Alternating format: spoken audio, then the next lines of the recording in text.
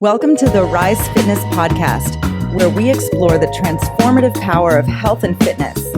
Join us on a journey to discover the countless benefits of making fitness part of your daily routine. It's not just about breaking a sweat or losing weight. It's about unlocking your vitality and power for life. And hey, if you're watching on YouTube, please like and subscribe to our channel. Hey, everybody, and welcome back to the Rise Fitness Podcast. I'm here today with my new co-hosts. We've got Michelle and Robin, two of our fantastic coaches at the gym with us, and we're going to be talking to you today all about strength training. So strength training is something that we love at Rise Fitness. Most of our workouts, at some point or another, you're going to be picking up a weight. And so today we want to really just take some time to unpack what strength training is, what strength training is not, and why we love it so much. So guys, thank you for being here with me. I'm really excited to have you. And let's dive right in. All right. So right off the top, let's talk about why we love strength training, right? And I think it's really important to understand from the beginning why we do it. There's so many benefits, and it goes so much beyond just physique, right? Right. A lot of times in fitness, people start because they have a physique transformation in mind, but it's really important to understand that there are benefits that go much, much deeper than an outward appearance change. So one of the first ones off the bat that I can think is, obviously, it builds lean muscle, right? So there's a term that we use in exercise science called hypertrophy. So if you've ever read that or seen that word before, hypertrophy means increasing the size of your muscle mass. It's the opposite of atrophy. Right? Atrophy is when we lose muscle, and that can happen through age or disease or a lack of movement. We don't want atrophy. We want hypertrophy. It's really important to have muscle in our body. Maybe Robin can talk more about that as we go on, like why it's important to have muscle. Actually, why don't you go ahead now? Why do we need muscle, Robin? Tell us. One of my favorite reasons for building muscle is increased mitochondria. So that's like our energy. What moves us, our metabolic health. We have a big concentration of mitochondria in our muscle cells, more so than any other cell in our body. And so when we build muscle, obviously we increase our mitochondria. So you can think of your mitochondria as, they call it, like when you're learning in school, the powerhouse of the cell. Right. But it's your metabolic health. And so many diseases. And there are a lot of experts actually that will make the claim that all diseases, at the core of it, is metabolic syndrome, a lack of metabolic health. So increasing the mitochondria in your cells will increase your likelihood of not having a chronic illness. Awesome. So mitochondria, how does it relate to aging and the process, and either slowing down aging or reverse aging, if that's even possible? Yeah. What does that look like? So, as we age, actually naturally, we have a decrease in mitochondria, and that can lead to all sorts of problems. So if you just think of mitochondria as your energy, as you age, you think elderly people tend to have a lack of energy.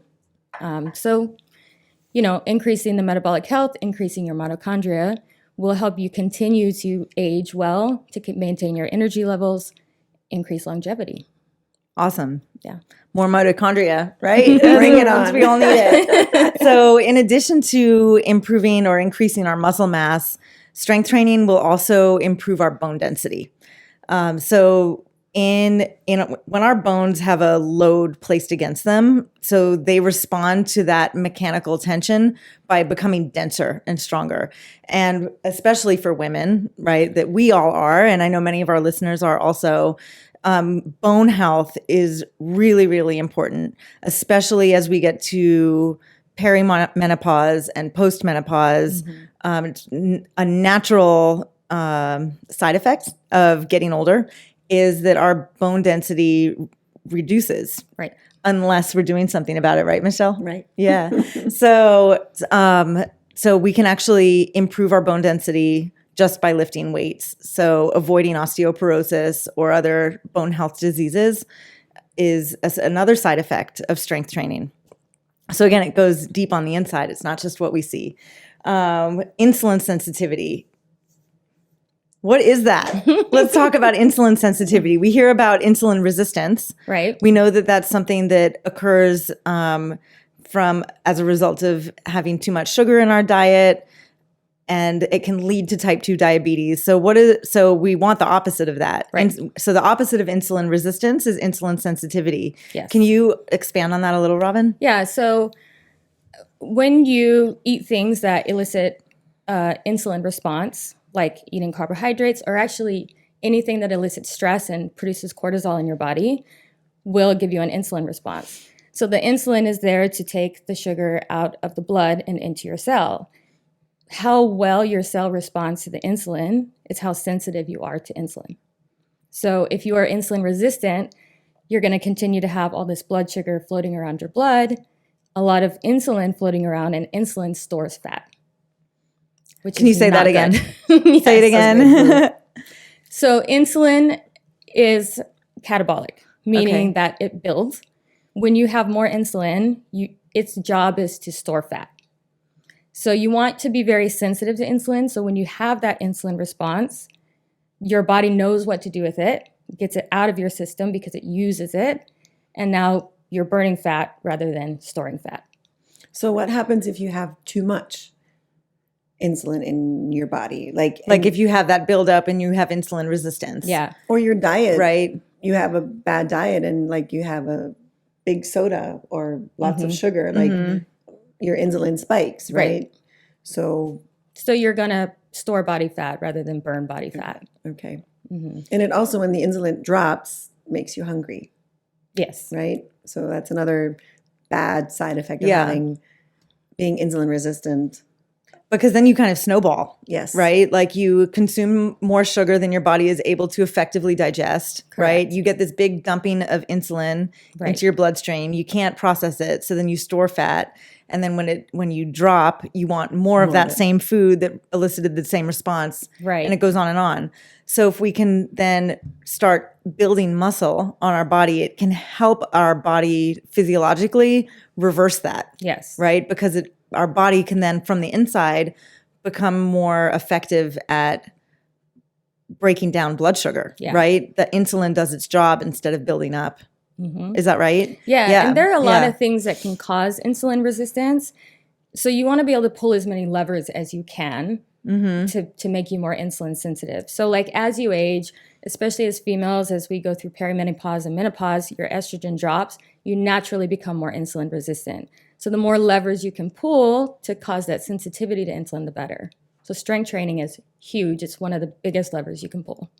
It is. And, a lot of research on strength training shows that you can get all of these benefits from strength training doing it only a couple of times a week, like 2 to 3 times a week for 45 to 60 minutes is all you need. Right. Someone needs to do math and tell me how many hours are in a week and the percentage of how many hours of your life you would actually need to spend. It's not a lot. Strength training. It's not a lot. It maybe I'm guessing 5%. So if you can take 5% of your time in a week and invest it into strength training, you're going to reap rewards, right? That come back with this muscle and bone density and insulin sensitivity and improved metabolic health. The list goes on. We've talked about mitochondria. Let's talk. One of the buzzwords of the year that we're in is testosterone. So testosterone. So muscle, testosterone, it all works together. Let's talk about that a little bit. You want to take it? No. No? You're the expert. Michelle just likes to reap the rewards, right? She likes to live it. So if you guys don't know, Robin actually is a nurse by trade. Yeah. And so she has a deep, deep scientific knowledge. So that's why we're directing our science questions to Robin. Go ahead. Tell us about testosterone. Testosterone is the hormone, and it's like this misnomer that females don't need a lot of testosterone. We actually have more testosterone floating around than we have estrogen and progesterone. It's the highest hormone that we have in terms of sex hormones. It's just less than what men have, Yes. right? A lot less. A lot less. And so Yes. that's where the confusion comes from. It's not that we Right. don't need it. We just Right. have less than men, but Right. women still need it. But when you think Yeah. about testosterone, it's what gives you your drive. And it makes you motivated. Like if you ever feel like you wake up and you don't have a lot of motivation, you're just not, strength training doesn't sound like something that you really want to do. You might be low in testosterone, and having high testosterone can make you feel more motivated. So it kind of builds on itself, because the more strength training you do, the more motivated you can become to do more of it. Yeah, awesome. That's definitely true. So we know that there's a lot of benefits, right, to training strength, but I think we also need to really understand what strength training is, right? So we hear the word strength, we imagine weights. There's a lot of things that fall under the umbrella of weightlifting. So functional training is definitely one of them, and we do plenty of functional training at Rise Fitness. We have on our online studio, you can find tons of functional fitness workouts to do at home, but that doesn't necessarily fall 100% under the category of strength. Functional fitness is more about improving your body's mechanics and movement and how all the different pieces work together, which is also really important. These are all different puzzle pieces that fit together into the puzzle of health and wellness, right? We need all of them, not just one. But there's also a difference between muscular endurance and muscular strength. So with muscular endurance, it's about being able to take a movement and do it repeatedly over a long period. In strength training, it's more about absolute strength, taking something that's heavy and moving it a couple times, right? Yeah. So to break it down into kind of a picture that people can understand when they're talking about their training, we can look at reps and sets and things like that. So if we're doing a workout where we're doing weightlifting exercises, squats, bench presses, lunges, push-ups, all those things. If we're using a weight where we can repeat the movement, let's say 7, 10, 15, 20, 30 times, that definitely falls in the category of muscular endurance. We could take that same exercise, but load it heavier in a way that our body is only able to perform that exercise maybe 5 times at the most. Suddenly we're in the category of strength training, right? Right. Now, we need both, right? We need A lot of both. benefits to both. So all of us as coaches, we've all been doing muscular endurance training for a long time. Maybe, Michelle, you can talk a little bit about what endurance training has looked like for you in the past and how it's prepared your body to step into a new phase of strength training that you're doing a lot of now. Yeah, so I started, definitely my strength training was body pump, which I think anybody who is interested in starting to lift would be very well off in just starting a body pump class.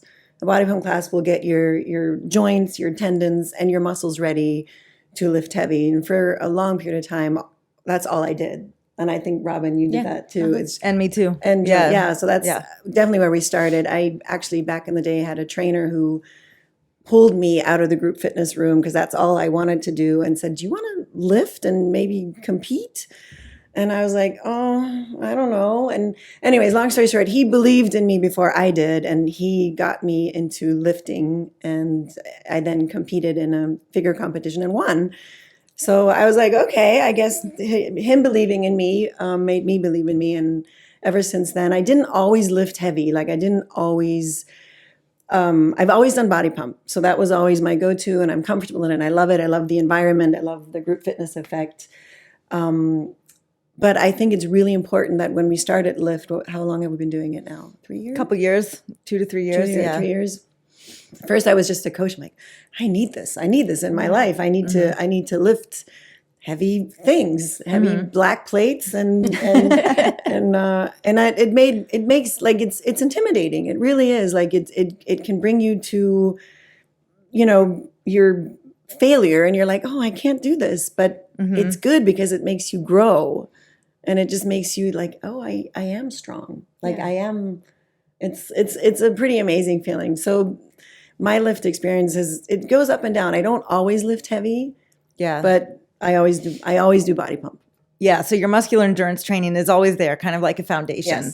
Yes. So one thing that's also interesting to note about resistance training in general, because we always think about muscle, right? It's for our muscle. It's for our muscle. We've talked about how it's for our bones as well. But let's not also forget about our other connective tissue, like our tendons and our ligaments. Yeah. Yes. So those also respond to load. And they Joints. also can get stronger and improve their elasticity and mobility through the resistance training. So it's great to start if you haven't embarked on a resistance training journey yet. Starting with muscular endurance training is really, really smart because you'll be using a lighter load that's easier to control, and you can then prepare your connective tissue and your joints Right. for that so that you can establish really good technique and mechanics before challenging yourself with heavier weights. And maybe, the word challenge is a good segue to talk about some of the reasons why people might not lift heavy, right? Yeah. Or be afraid of lifting heavy. And I think it really comes down to fear. So as coaches, we hear all the time all the different reasons why people aren't going to embark on strength training. And it all comes down to fear. So one of the biggest ones, and this is totally valid, is the fear of getting injured. 100%. Right? What are some things that you've heard or seen, Michelle, over the years as a coach and as an actual participant with injury and lifting weights? Well, the thing is, a lot of people are like, oh, I can't. Like, or we'll give them the movement. Let's say it's a row, and they'll walk and they'll pick up a 10-pound dumbbell, and I look at them and I'm like, go get a 20, Please. please. And then they'll look at me, but I can't. I'm like, if you don't try, you don't know. And then they'll do a 20. I'm like, could you do a 22.5? And they're like, I think so. So it's that teasing, getting it out of them that they think like they're strong. You're usually stronger than you think. But the fear of either doing something wrong or not being able to do 5 reps will hold you back. Yeah. You know what I mean? But as for injury, it's usually I just say, but I can. I'm like, but you can. Yeah. And What I have you think seen, Robin? You hear about all the aches and pains. My knees hurt, my back hurts. True. But what they don't know is that strength training actually can help with injury prevention. Like, Absolutely. yes, if you're doing it wrong and you don't have a trained professional teaching you how to do it, then yes, you can injure yourself. But injury, a lot of the time, comes from being deconditioned. Yeah. Yes. Yeah. I see that so often with different aches or pains that people may experience. It's not actually because there's like a trauma that they've suffered in that body part or even an injury that's present. It's just weakness. Yes. And so Or immobility. Yeah, weakness, immobility. A lot of times weakness manifests itself as pain.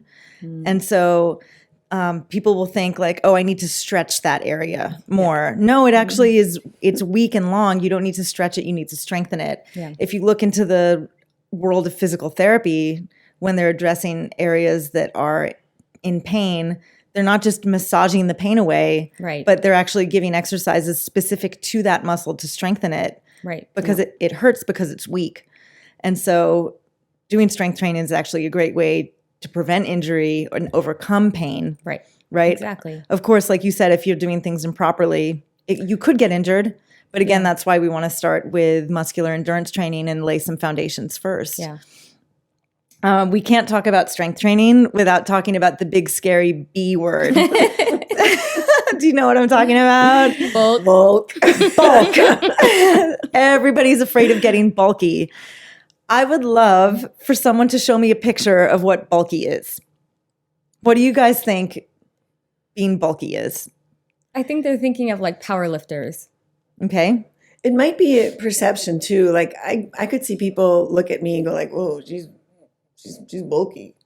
I could see that. Like if you're looking for, super lean, small, Like supermodel look? supermodel look, Barbie. Barbie, yeah, maybe. But I don't know. It's like but bulk. Like they're not gonna look. You're never gonna look like a bodybuilder Unintentionally. Yeah. And actually, it's funny. I was listening to a podcast recently, and it's so true. People often avoid strength training because they're afraid of getting bulky. And first of all, it's like, okay, first of all, I dare you to try to get bulky. It's probably not going to happen. We can talk about what bulk actually is in a minute. But even if it does, just stop lifting and it'll go away. Yeah. It's not permanent, right? Because as easily as you can build muscle, you can lose it by just stop putting the stimulus on your body. Right. So really what bulk is, okay, so we talked earlier about hypertrophy, right? Increasing muscle mass, growing your muscle. So one of two things could happen. One is, let's say you start adding strength training, but you haven't addressed nutritional changes, and perhaps you're eating in a calorie surplus. Mm-hmm. That means that you're consuming more calories in a day than you're burning through movement, existing, and exercise, right? And so as your body has more energy, that's what calories are, then you're using, it could be stored as extra fat. So if you have extra fat on your body, fat is not very dense, so it takes up space. Right. And so then if you're building muscle and either gaining or not losing body fat, it is possible that your body will become bigger. Right. But what often happens more often than that is that you actually recomposition your body when you start lifting weights. So recompositioning, and we've actually done previous podcasts on this, so go back and listen to that. Body recompositioning is when your calories are basically at maintenance. You're not eating too much or too little. And as you add strength training, that stimulus of lifting weights helps promote that muscle growth. And as your body is feeding your calories into your muscle, it starts burning fat. And so your total body fat percentage comes down, your muscle increases. Your body weight on the scale might either stay the same or go up, which is possible, but your size will actually decrease. Right. You'll look like you weigh less. Right. You'll look maybe smaller. Mm-hmm. So there's been research done on this where women who were trained individuals, so they were familiar with resistance training and they were doing it, were fed more protein. So protein is the macronutrient that we need to feed our muscle and build our muscle. So they were fed more protein and they did gain weight, but they actually got smaller. Yeah. So there's so many things to learn from that. That's a whole other episode, right? Unpacking, nutrition, what we weigh and nutrition, and why do we think we need to be a certain weight, and is gaining weight a bad thing? We'll save that for another day. Save that for another day. But there's still, a lot of fears around lifting weights and barriers to strength training. So you were talking, Michelle, about it being intimidating, right? Let's talk about that a little bit more. So I think just if you're in a gym and you see the weight floor and you're like, what do you do? Like it can be very intimidating. And then of course there's different levels of strength that people have. And you're like, oh, I'm never going to be able to do that. It's just that's why you go and get a professional who will help you and train you on how to start, what to use, what to do. I don't recommend to anybody just to go out there on their own and be like, oh, I saw a YouTube video or an Instagram Oh, I heard I post. need to strength train, so let's start. But not really know what you're doing. It's good to know what you're doing and just get a little bit of guidance and then, go off on your own if you want. For me, to just be really transparent, one thing that is intimidating to me, even after 20 plus years as a fitness professional and doing resistance training for a long time, I've just recently started truly strength training, right? So where we're in that range of lifting weights that I can only pick up about 5 times. So actual strength. What's intimidating to me is that I know how hard the workout feels, right? Because I've done it. And then knowing that in order to progress, which is the key word, I have to put a new stimulus on my body. And so that means maybe trying to lift a little bit more, or maybe trying to lift the same weight but for more repetitions, or to just do it better with better technique. I've done it before and I know how hard it is, and then being able mentally to face that, knowing what I'm about to put myself scary. through is Yeah. it's intimidating. And I think it would be remiss of us to not acknowledge that. Oh, Yeah. 100%. Right. But I then also think that there's so much to gain psychologically, even not just physically, to gain from overcoming that Yeah. and stepping up to the bar and being like, I did it before and I can do it again. Exactly. Right. Yeah. I can do it. 100%. I can do it again. Yeah. And even, Yeah. I feel like even sometimes if you can't do the same weight again, we talked about this earlier, like it all depends on how was your sleep? Oh, yeah. How was your diet? How are you feeling? Where are you in your cycle?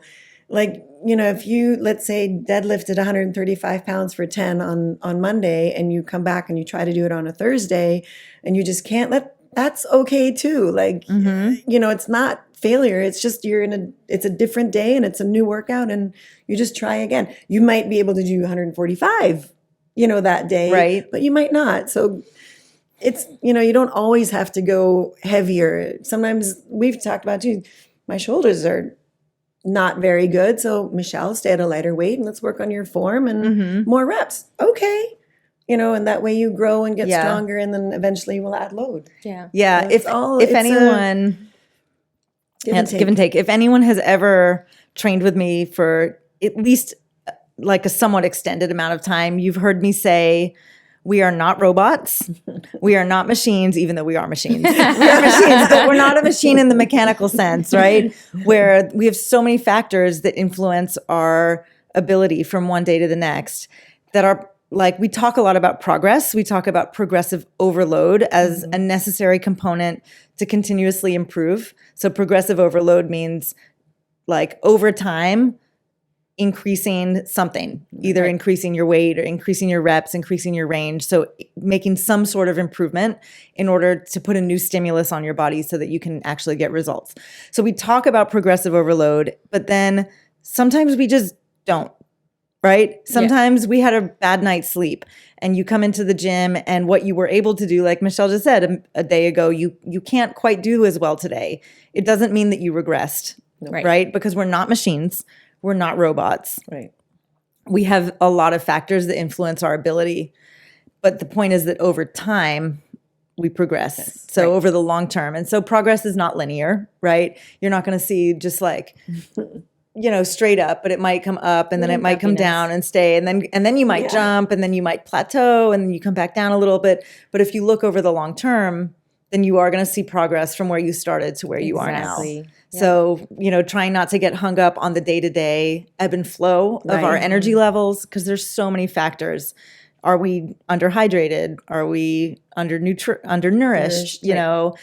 Did your kid wake up 4 times in the middle of the night? Right. Are you stressed? Do you have things going on in your family life or at work that are stressing you? All of that is going to influence. Are your hormones in sync? Yeah, our hormones, so many things, right? So many things. And so, so again, it becomes this fear of I have to perform. No, you don't. Yeah. It's okay. Whatever you have today, give 100% of that, even if it's not your normal 100%. And over time, weightlifting can be very humbling because, it can be very egocentric to think that you're just going to progress every day.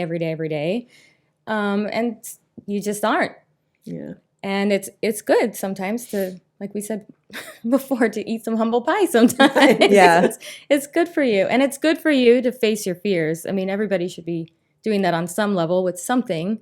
It's very healthy cognitively to do something that you're afraid of doing. True. Yeah. Very true. I think there's like a growth process that happens with weightlifting psychologically, where a novice weightlifter, let's say someone who's past the muscular endurance foundation phase and they're ready for more, they come in and they have a lot of beginner's gains, right?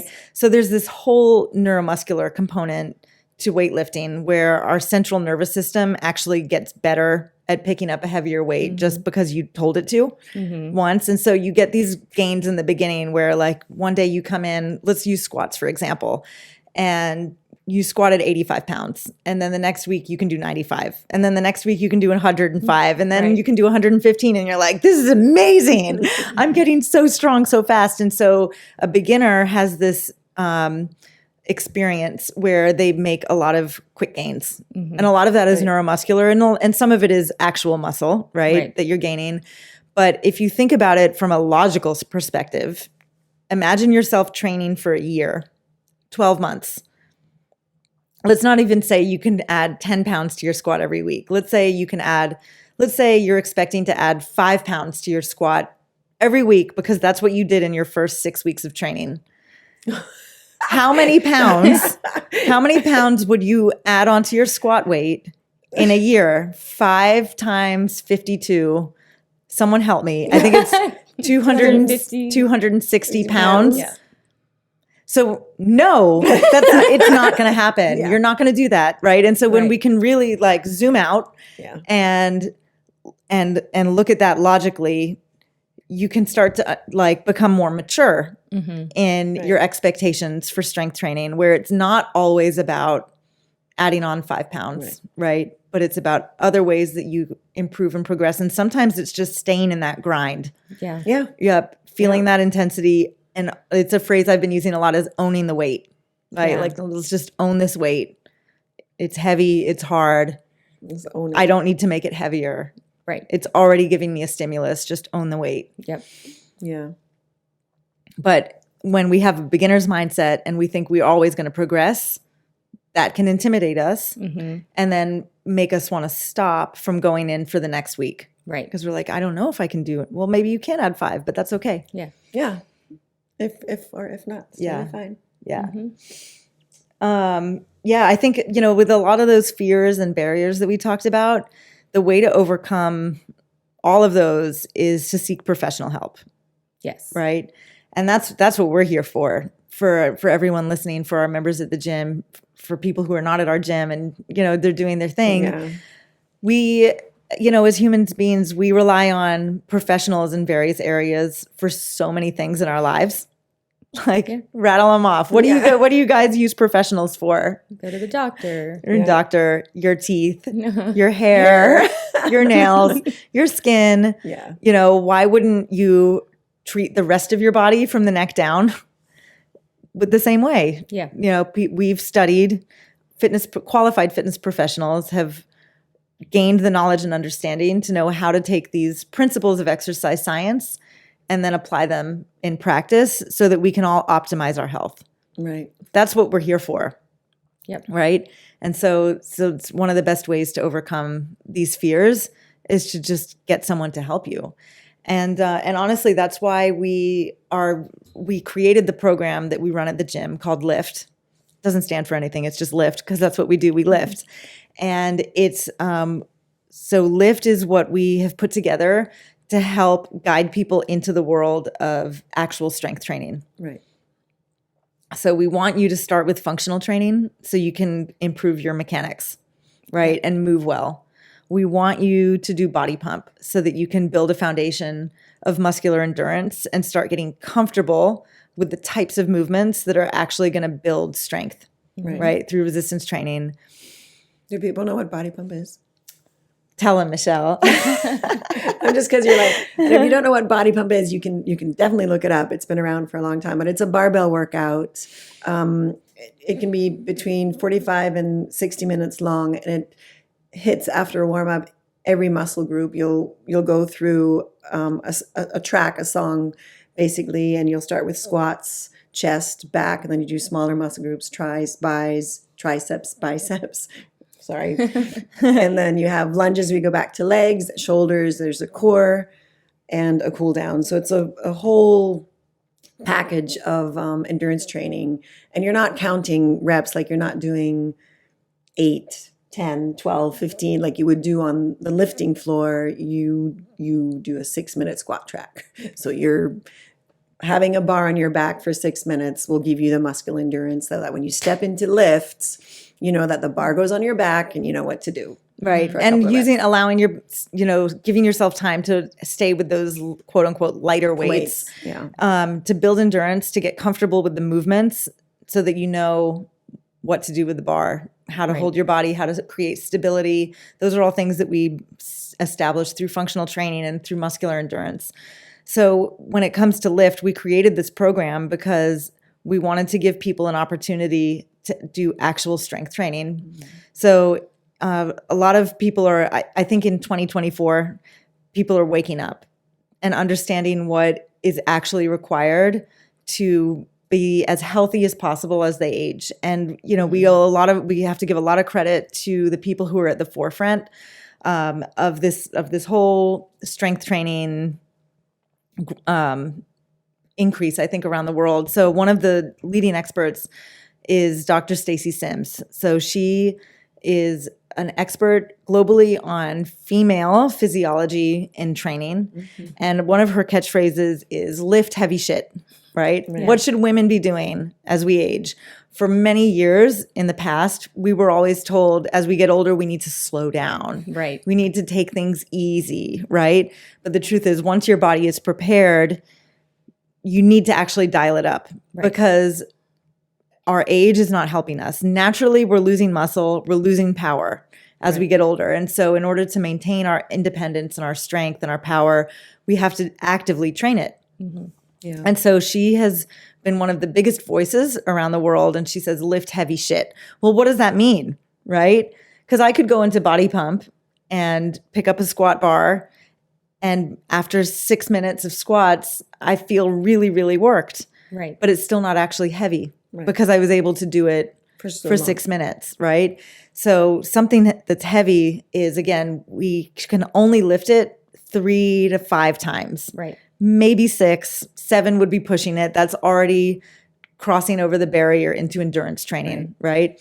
So we created Lift because of this, right? Because we know that in order to optimize our strength, to maintain power, and continue really shifting our physique so that we're improving our body composition, more muscle, less fat, strength training is required. And to be mobile in age, like to be able to get out of a chair on your own, you know, at a high age. Yes.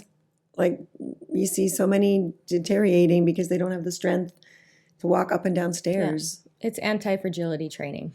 I love that phrase. Anti-fragility training. It's so good. That's awesome. We need a shirt. Yeah. I need a shirt. And so Lift it's this program where it guides people into how to lift properly, right? Where it's not the kind of workout where you can come and go. No. Right. 1 week you do it, another week you don't. It has to be progressive. It has to be continuous. It has to have a commitment from beginning to end. Right. And we're seeing amazing successes. You guys, so Michelle, you've been doing Lift now for about 2 years, I want to say. And Robin, you've got about 5 months under your belt. Can you guys talk a little bit about your experiences in our program of Lift and maybe even talk about your performance gains? Because the way that we measure our progress is by checking our performance, right? And where we start and then how we improve. Can you tell us a little bit about it? Gosh, I notice a huge difference, and it's only been, 5 months. But so I do other things. I do Body Pump, also a program called Grit, where it's high intensity interval training, a lot of jumping, a lot of plyometrics, and it's like night and day in terms of like the plyometrics, the elasticity I feel in my muscles, and I feel so much more capable when I'm doing other workouts. And then Body Pump feels a lot more easy, a lot easier now. And I actually been able to add weight, and I was stuck at a certain weight for years of doing Body Pump, and now it's like, oh, this doesn't feel very heavy anymore. It's time to so go you up. could actually increase the stimulus on your body. Yeah. That's actually, if I can interject for a second, there's a concept, I don't even know if people are aware of this, because people always, for at least a long time, have always thought of cardio as being necessary to quote unquote burn calories and lose fat. Right. But there's a phenomenon that happens when we do cardio training where our body actually becomes efficient at the work. Right. And in the sporting environment, this is what we want, right? We want our body to become more efficient. And this is, we have to remember that fitness and training really comes from the angle of sports performance, right? We do these things to improve ourselves, to be able to do another activity better. Right.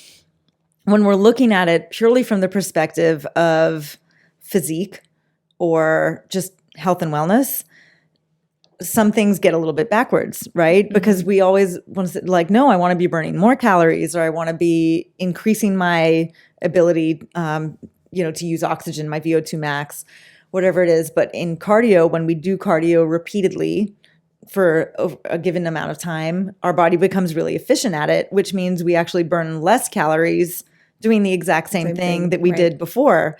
And that's kind of the opposite of what people want from their training, or what they expect their training to do for them. But in resistance training, the opposite happens, because you can actually increase the load, you can increase the stimulus, whereas in cardio, you can't, right? Right. So in resistance training, so like in body pump, you were talking about, you felt like you were kind of stuck at a certain amount of weight, that was the most you could lift for that type of movement for years. But now by adding strength training, like true strength training, you've increased your baseline level of strength. And so all of a sudden that previous weight did actually get easy because you got more efficient at it. Right. You got stronger. Yeah. And so now you're able to put more onto your body, which is going to elicit a better response from body pump. So you're going to get even more out of it than you were getting before. That's the difference between resistance training and cardio and what it can do for you. Yeah. Right. Isn't that great? I love it. It's awesome. Yeah, it's awesome. So in lift, Robin, I want you to talk about this. We start by kind of measuring our baseline, like our starting level of strength on 6 exercises. So we've got squats, deadlifts, and hip thrust for the lower body. And then we do chin-ups, bench press, and military press, which is strict overhead pressing for our shoulders. So where did you start? Where are you now? Oh, wow. Okay. So pull-ups, I think I started at 2.5 and I'm up to 9. I can do 9 pull-ups now. That's so awesome. I know. So awesome. You like tripled to quadrupled the amount of chin-ups that you're able to do. Yeah. And beginners, like you said. Beginner gains. Hip thrust, I think I started at 200 and I'm at 300 now. Wow. Chest, maybe started at 85 and 115 was my max. Awesome. Yeah. Squats, I don't really remember. Maybe that's 80, all right. We 85? See it. Yeah. Definitely some gains there. And so what we do, the whole point of this is that we can really, really clearly measure performance gains by just looking at a single given exercise and how many pounds and how many reps, and it's very objective. Whereas looking at your results physique-wise is much harder to measure, right? We can measure body fat percentage, we can do photos, we can do circumference measurements, but there is a level of subjectivity to that. But I think there's no denying that your performance gains have also resulted in physique changes as well. For sure. Yeah. Yeah. What about you, Michelle? I was saying what Robin was feeling. I mean, I've been at it a little longer, but in body pump, I definitely pick up a bar and I'm like, oh, this is light. and I can add.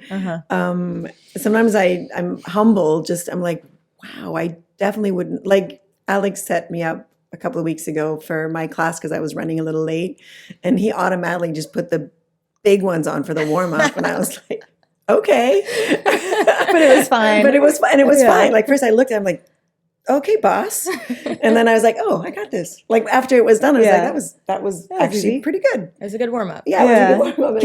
Can you tell us about your deadlift progress? I think I started at 135, and I'm doing 200 now. For multiple reps, right? For 10 reps. 10 reps. Yeah. So, and then deadlift is, I think everybody has an exercise that they just love, and deadlifts is definitely one of mine. Yeah. Chin-ups, not so much. But it also, like, I'm blown away also by Robin's success. She's a lot lighter than I am, and we're about at the same weight in a lot of our exercises for you just coming in and doing it. So I'm always like, dang it, which is, I love her for it, but it also gives me a little bit of okay, I can just push myself A push, more. right? So that friendly competition, motivation. She told me she wasn't going to let me catch her in deadlift. She's like, no, you're not going to catch me. Fair enough. Just fair one, enough. just that one That's exercise. funny. It's a great point though, because here's a good phrase for everyone to just keep in their back pocket is that comparison is the thief of joy. Yeah, for Right. sure. So we never ever want to compare to anyone except for ourselves. Yeah. But there's also a really important point to always keep in mind, especially if we're strength training in a group. And it's the concept of strength to body weight ratio, right? So each human being has a given size, right? Some are taller, some are shorter, some have long arms, some have short arms. You weigh a certain amount. We're all unique. And all of those different factors contribute to our performance when it comes to lifting weights. So if you even think about a bench press, for example, let's say you have two people and they are the same height and the same weight, but their body proportions are different. And one of them has extra long arms. Let's say their arms are 2 inches longer than their buddy, which totally happens. Like I have monkey arms. Me too. I don't know if you guys can see. So if you're lying on a bench and you go and do your bench press, let's say every time you come down, the person with the longer arms has to move their arms 2 inches more than the person with shorter arms, right? So we're talking lever length. So after 10 reps, they have actually covered 20 more inches of distance than another person. So even if you're lifting the same amount of weight, you're not actually doing the same amount of work. Right. Yeah. It's all unique. Science. So it's science, hashtag, right? So I think one of the biggest things that any of us can do mentally or psychologically for our health and to keep us like in the right focus moving forward with our strength training is to never compare to what someone else is doing. Yeah, Right. 100%. Only compare to what you did yesterday. Use an app, use notes on your phone, Right. look at where you were, look at where you are now. That's why we retest and remeasure our strength. But just recognize that there are so many factors. And so you should never, ever look and see, well, why can that person do this much, but I can't? Right. Or how come you, come on. No, they have a Right. different body than you. Exactly. You know? I Yeah, also respect each person. just to round it up, in Lift, Jillian just told us about the big six, but we also have 3 other exercises that we incorporate that you call No, 3 each day. Yeah. 3 each day. Yeah. Accessory exercises. accessory exercises that help us get stronger within our big six. Yeah, and That more we- well-rounded. and more well-rounded, Yeah, moving yeah. in different planes. Yeah, exactly. So, I think, the results from Lift really speak for themselves. The people who have been doing it, like you guys, for extended time now, like the physique changes are visible, and people are really adhering into it. So it's really awesome. We run Lift in 12-week sessions, multiple times throughout the year. And so the whole point, like I was saying earlier, Lift, when you're doing strength training, it's not the kind of thing that you can just come and go to casually. Like you might go to a cycling class, for example. Right. I mean, any type of training we want to do consistently, progressively, and routinely to get the most benefit from it. But with strength training, it really has to be consistent. So that's why we run it in 12-week sessions. So there's a start and a finish. So if after listening to all this today, you're sitting there thinking, I really need to like incorporate some strength training into my life. Yes, you do. You are a smart person. You're right. So we have our next round of Lift will be starting in about 2 months. We're about 3 to 4 weeks into our current session. So in about 2 months, we'll be starting a new round with new opportunities for people to come in. We'll have a link linked here onto this podcast with our Lift interest form. So if it is something that you want to start incorporating into your training, you can get on our radar for that so that we can get our groups prepared for the next round, which would be starting in April. We're in January right now. April is our next round, April 2024. Yep. Yeah. Mark your calendar. Yeah. And if you haven't started any type of resistance training at all, functional training and muscular endurance like body pump is the way to go. We've got videos on our website, on our YouTube channel on our YouTube channel where you can log on from home. They're completely free and they're designed to be done at home. So it's either body weight or very light dumbbells, resistance bands, stuff that you have on hand. So you can start working on your mechanics, building that foundation, and then think about progressing into endurance training like body pump, which you can also stream with us online or visit us in the studio and we'll get you moving. Yeah. You guys are awesome, man. You're such an inspiration, both of you. You already do so much with your coaching and to see what you guys are lifting on the weight floor. Thanks. Yeah. What you're lifting on the weight floor. It's really awesome. It shows people like you can do it. There's no limits. Yeah. Awesome. Well, thanks for listening, everybody. I hope you got something out of this. If you have questions, you can leave them in the comments, send them our way. We will be in touch and we look forward to talking to you next time. Bye.